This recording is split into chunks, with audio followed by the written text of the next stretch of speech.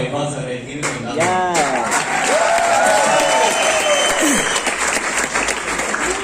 Good evening. Yes, എന്റെ പേര് ഷനീൻ എന്നാണ്. സ്വദേശം കണ്ണൂർ ജില്ലയിൽ കോഴിക്കോട് ജില്ലയുടെ അതിർത്തിയൊക്കെ മാറിപ്പടുത്ത് തൊട്ടടുത്ത് ചൊക്ലി എന്ന് പറയും. ചൊക്ലി പഞ്ചായത്ത് ഗ്രാമപഞ്ചായത്താണ് എന്റെ താമസം. ഈ ബിസിനസ് വരുന്നത് ഒരു സാധാരണക്കാരനാണെങ്കിൽ ഒരു കച്ചവടം ചെയ്തുകൊണ്ടിരിക്കുമ്പോഴാണ് അവസരം കേൾക്കുന്നത്. ഞാൻ കേൾക്കുന്ന സമയത്ത് ഇങ്ങനെ ഒരു മീറ്റിംഗ് ഇല്ല, പ്രോഡക്റ്റ് കേരളത്തിൽ കിട്ടാറില്ല. ആ സമയത്താണ് എന്നോട് സുഹൃത്തുക്കൾ പറഞ്ഞ ശനി അടിപൊളി പരിപാടിയുണ്ട്, നീ വന്നാൽ മതി, നീ കുറെ കൊല്ലായിട്ട് കച്ചവടം ചെയ്ത് 2 കിട്ടും. നിങ്ങൾ മനസ്സിലാക്കി കൂടുവോ? ഇല്ല. ഞാൻ പറഞ്ഞു നീ ചെയ്തോ, ഞാനെന്തായാലും ഈ പരിപാടിക്കില്ല. എന്തുകൊണ്ടെന്നാൽ ഒരുപാട് നെഗറ്റീവ് ഇതുപോലെ വന്നു പോയ കുറെ കേട്ടിട്ടുണ്ട്, കണ്ടിട്ടുണ്ട്. എന്റെ അടുത്ത് ഒരു സുഹൃത്തിന് ലക്ഷങ്ങൾ പോയതും അറിയാം. അതുകൊണ്ട് ആ പരിപാടി നിർത്തിയാണ് ഞാൻ പറഞ്ഞത് ഇതിനില്ല. പക്ഷെ സുഹൃത്തിന്റെ പ്രഷറും അവരെ ഒഴിവാക്കാൻ പറ്റുന്നതുകൊണ്ട് കുറച്ച് പ്രൊഡക്റ്റ് മേടിച്ച് ഉപയോഗിച്ചു. പക്ഷെ അതിലൂടെ ഒരുപാട് പ്രൊഡക്റ്റിലൂടെ എനിക്ക് ഒരുപാട് റിസൾട്ട് അത് കിട്ടി. ഒന്ന് പേസ്റ്റ് ആയിരുന്നു, പരിപ്പൂർണ്ണ റിസൾട്ട് ആയിരുന്നു, അത് മാറി കിട്ടി. അതിലൂടെ 95 ഉപയോഗിച്ചു, അതിലൂടെ റിസൾട്ട് കിട്ടി. ഓരോ പ്രൊഡക്ട്സും ഉപയോഗിച്ചു, സൂപ്പർ ക്വാളിറ്റി. പക്ഷെ നിരന്തരം പിടിക്കും. പക്ഷെ ഞാൻ എന്തൊക്കെ പറഞ്ഞ് ഞാൻ ഒഴിവാക്കും. എന്തുകൊണ്ടാ? നാട്ടുപുറത്തെ കച്ചവടം. ഞാൻ തുടങ്ങുമ്പോൾ ഒരു കടയാണ്, എന്റെ കടമ. ആ ചുറ്റുവട്ടത്ത് പല കടകളും പുതിയ വന്നു, കച്ചവടം കുറയാൻ തുടങ്ങി. അതിൽ നിന്ന് പിടിച്ചിരിക്കാൻ വേണ്ടിയിട്ട് അതിന്റെ കൂടെ അഡീഷണൽ വരുമാനം വേണം, എന്തെങ്കിലും ഉണ്ടാക്കിയേ പറ്റുള്ളൂ. നോക്കിയപ്പോൾ അതിൽ bike rent, car rent, real estate ഇതെല്ലാം ചെയ്തുകൊണ്ടിരിക്കുന്നത്. വണ്ടി കച്ചവടം ഇങ്ങനെ പലതും ചെയ്യുന്നത്. പക്ഷേ ഇതിലൂടെ ഒന്നും ഉണ്ടാക്കിയിട്ട് വരുമാനം, പക്ഷെ പിന്നെയും താഴോട്ടേക്ക് പോയിക്കൊണ്ടിരിക്കുക. ആ അവസരത്തിലാണ് ഈ ബിസിനസ് എന്ന് പറഞ്ഞത്. പക്ഷേ എനിക്ക് ഒരിക്കലും ഉൾക്കൊള്ളാൻ പറ്റില്ല സത്യത്തിൽ. എന്തുകൊണ്ടാണ് ഇതെല്ലാം ചെയ്യുന്നത്? പക്ഷെ എന്തെടുക്കുന്നില്ല, ഈ വരുമാനത്തിൽ എന്നൊരാൾ ഇവിടെ വന്നിട്ട് പറയുന്ന ആഴ്ചക്ക് 2-10 കിട്ടുന്നു. എങ്ങനെയുണ്ടാവും? 10 കൊല്ലം ചെയ്തു കടകൾ മാത്രമേ ഉണ്ടായിട്ടുള്ളൂ. ആ സമയത്ത് ഞാൻ പറഞ്ഞ ആയിക്കോട്ടെ തന്നെ ഓരോ ഒഴിവാക്കി വരാമെന്ന് പറഞ്ഞു. പക്ഷെ അന്ന് ഞാൻ ചോദിച്ചിട്ടുണ്ടായിരുന്നു, ആരെങ്കിലും 2-10 മേടിക്കുന്ന വ്യക്തി കേരളത്തിലുണ്ടോ? അപ്പം എന്റെ അടുത്ത് ബിസിനസ് വന്ന് പറഞ്ഞത് വേറെ ആരും അല്ലായിരുന്നു. ഞങ്ങളൊരു മെന്റർ ഉണ്ട്, ഗ്രേറ്റ് പവർഫുൾ ലീഡറാണ്. ഇന്ന് നിങ്ങൾക്ക് പറഞ്ഞ അറിയപ്പെടും. MSP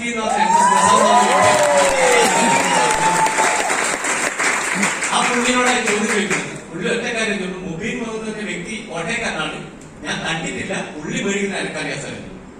പക്ഷെ അത് പറഞ്ഞിട്ട് ഞാനത് ഒഴിവാക്കിയതാണ്. പക്ഷേ കുറച്ച് മാസങ്ങൾക്ക് ശേഷമാണ് എന്നോട് എന്ന് പറയുന്നത്, നീ അന്ന് ചോദിച്ച ആ വ്യക്തിയിലെ തലശ്ശേരി വരുന്നുണ്ട്, നീ ജസ്റ്റ് ഒന്ന് അന്ന് കട ഒഴിവാക്കി വാ. ഞാൻ ഒരു ദിവസം പോലും ലീവാക്കാത്ത വ്യക്തിയാണ്. എന്നിട്ടാണ് പറയുന്നത് ഫുൾ ഡേ പരിപാടിയാണ്, എന്തായാലും വന്നേ വരുള്ളൂ. അന്ന് പോയി അറ്റൻഡ് ചെയ്തു. ആ സമയത്ത് അവിടുത്തെ കുറേ കാര്യങ്ങൾ മനസ്സിലായി. ഇത് നാട്ടുകാരും മറ്റുള്ളവർ പറയുന്നൊന്നുമല്ല സത്യം.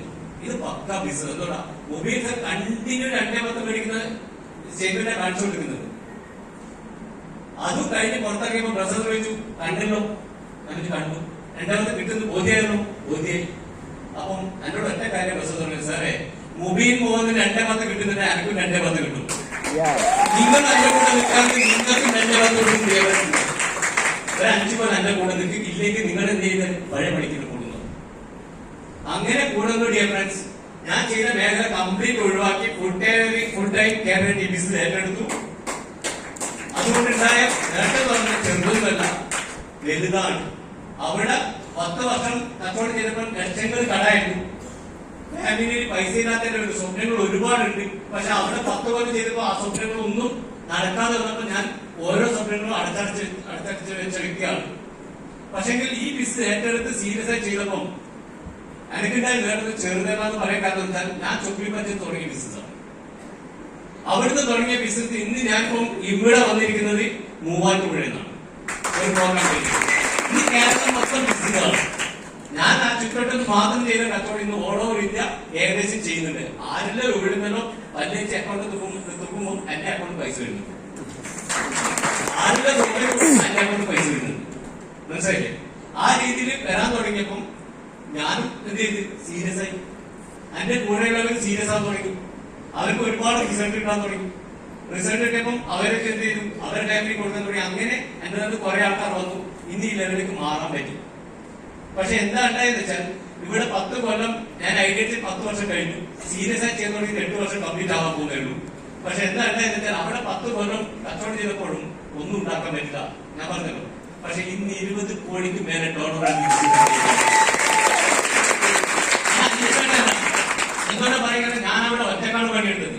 ഇന്ന് എന്നെ കൂടെ 100 കണക്കിന് ആൾക്കാർ എവിടുന്നല്ലോ പണിയെടുക്കുന്നുണ്ട്, എവിടുന്നല്ലോ വലിയ ചുടുന്നത്, എവിടുന്നല്ലോ കുടിക്കുന്നുണ്ട്. മനസ്സിലായി? അതാണ് എന്റെ അക്കൗണ്ടിലായത്.